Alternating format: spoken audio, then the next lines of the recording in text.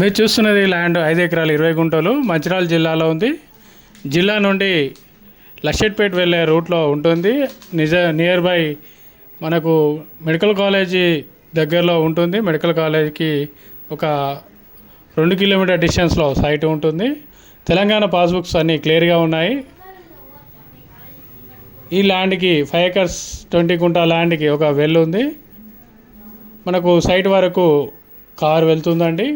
క్లియర్గా ఉన్నటువంటి ఈ ల్యాండ్ ఎకరానికి 28 లక్షలు చెప్తున్నాడు రైతు.